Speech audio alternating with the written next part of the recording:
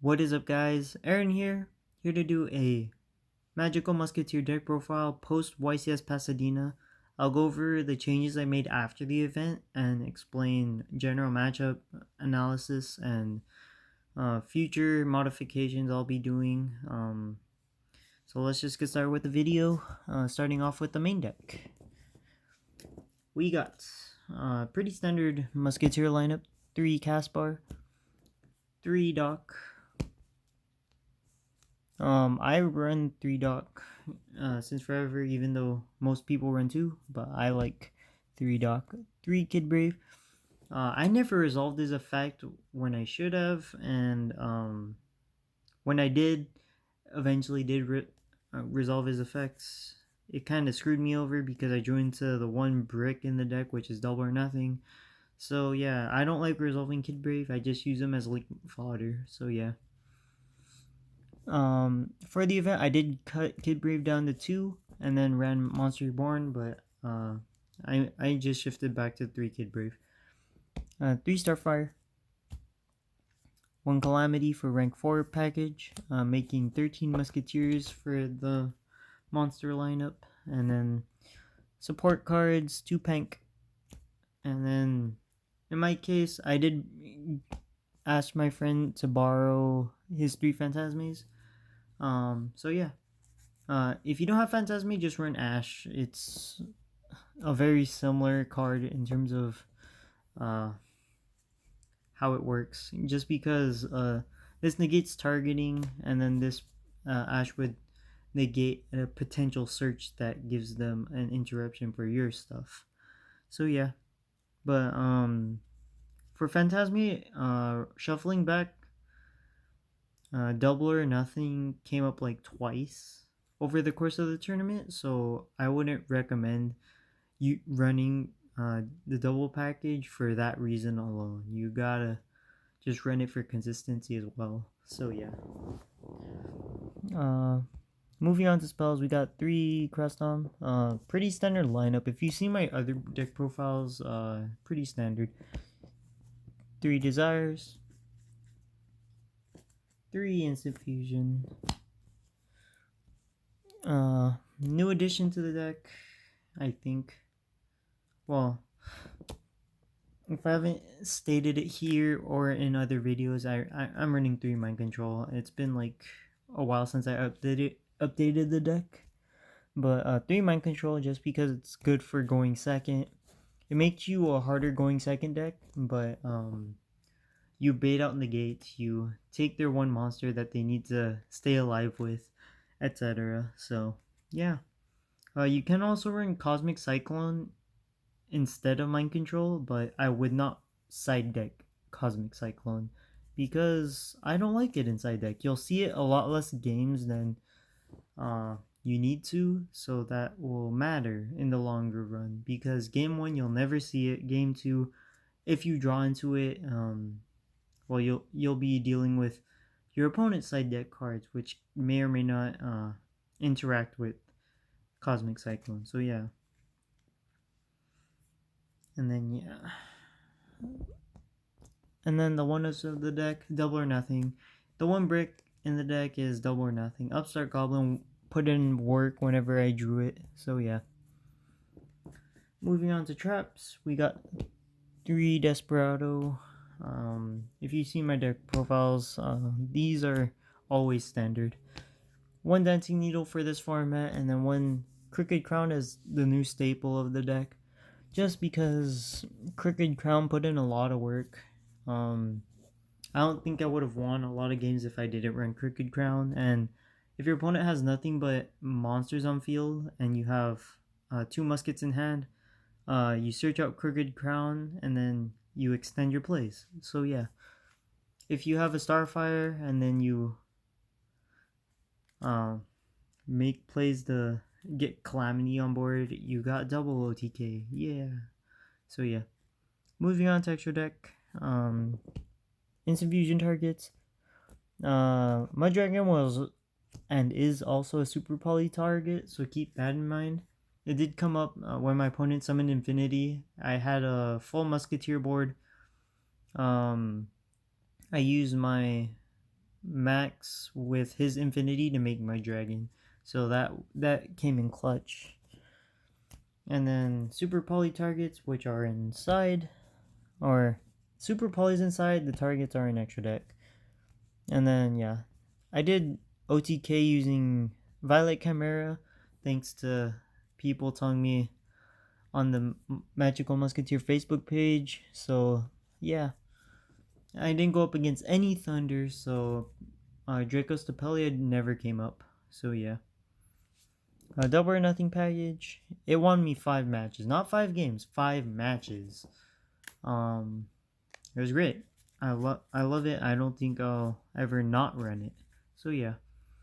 But the other card that won me all of my matches, whenever I resolve max, I won that game. So considering I went X4 drop, it's like of 5 matches, I resolved max all of those matches. So yeah.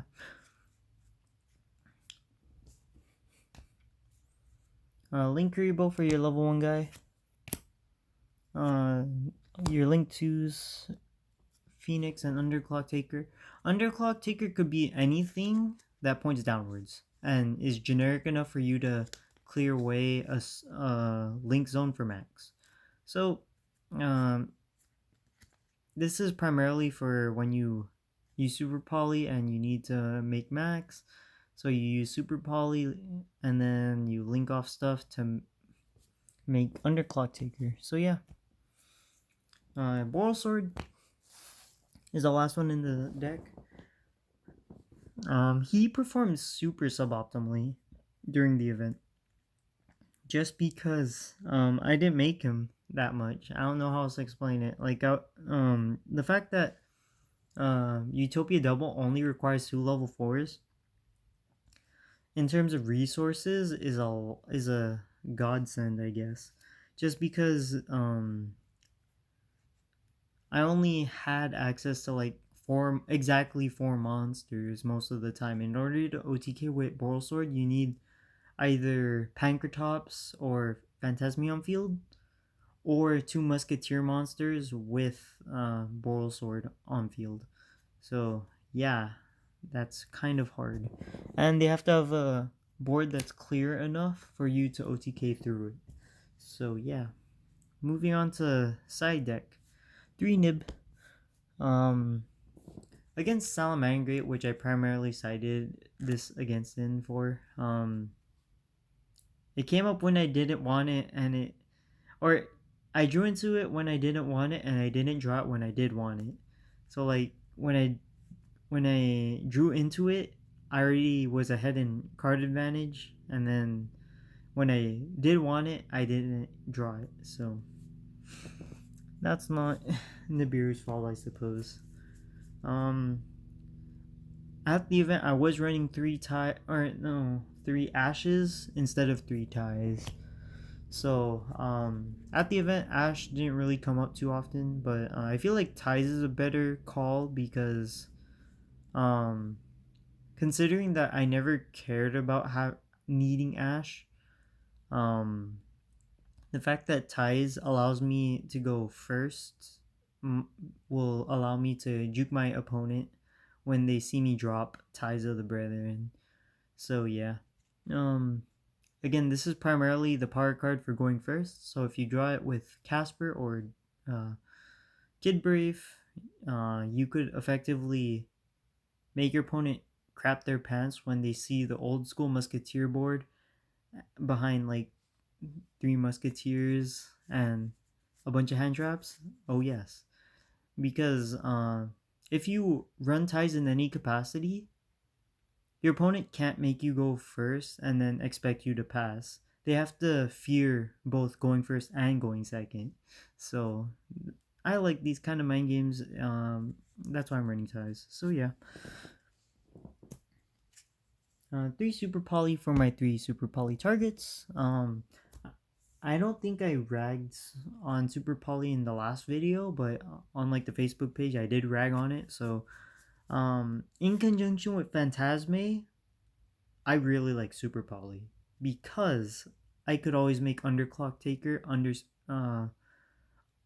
under matchups where I would side in Super Poly and still run Phantasme.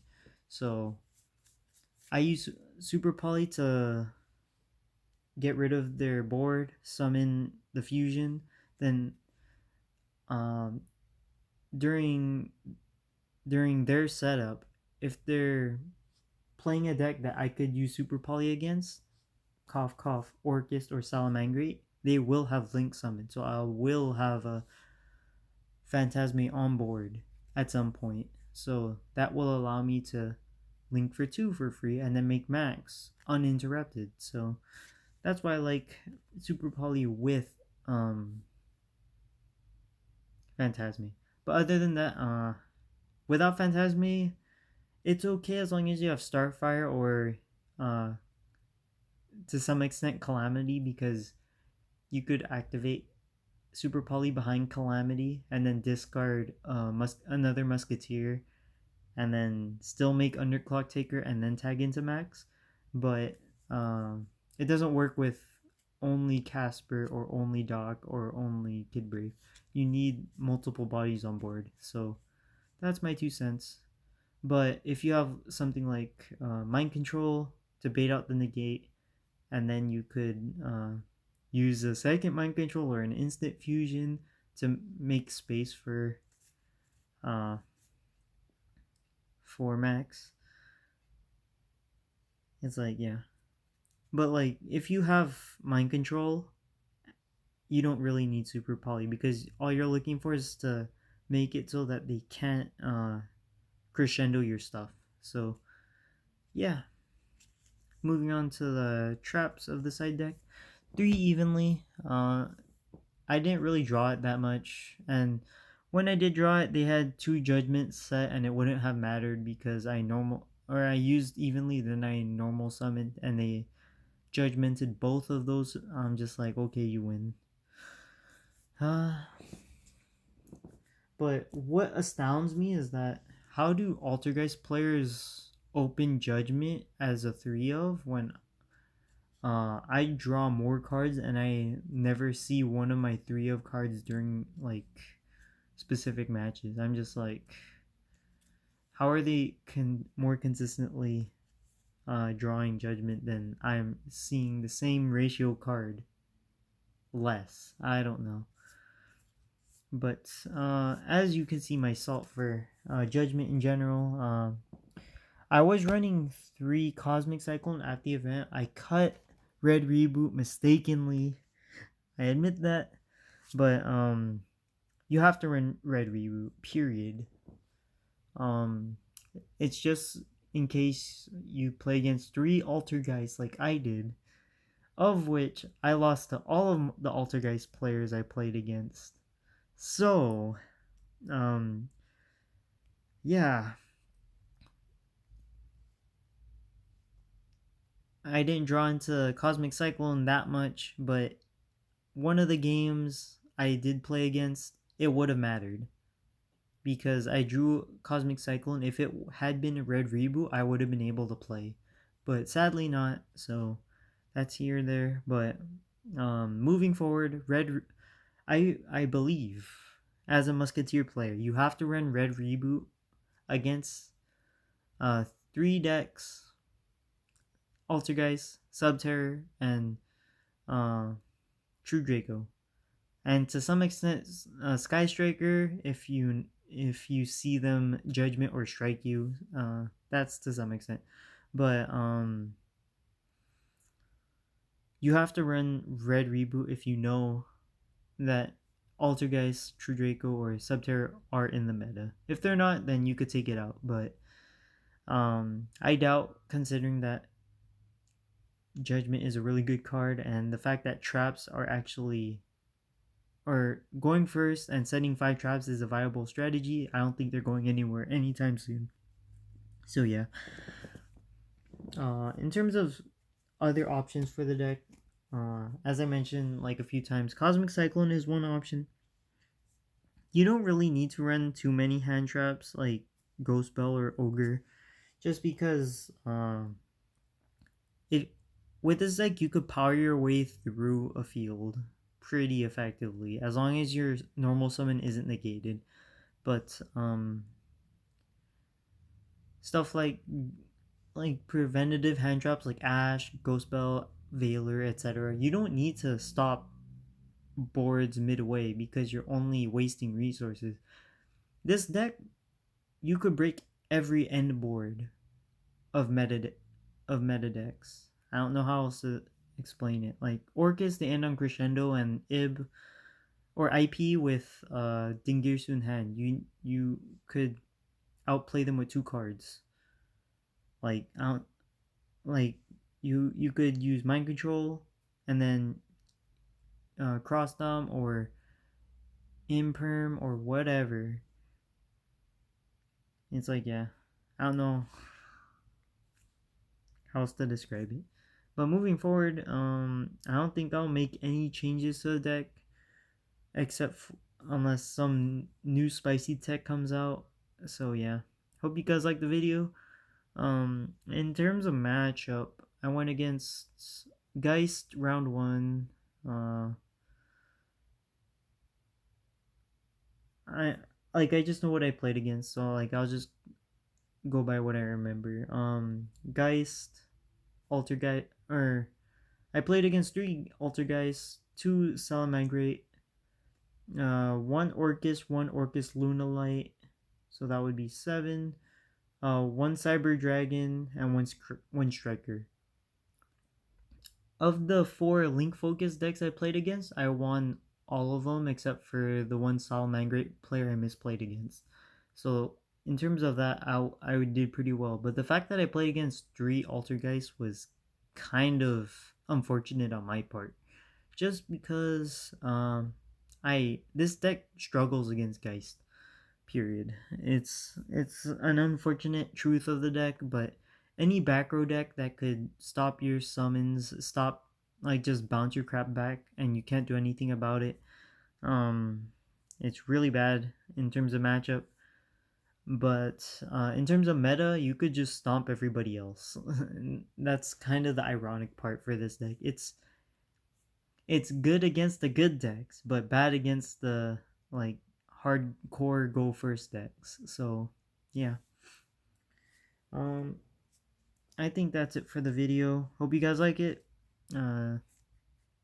Like and subscribe.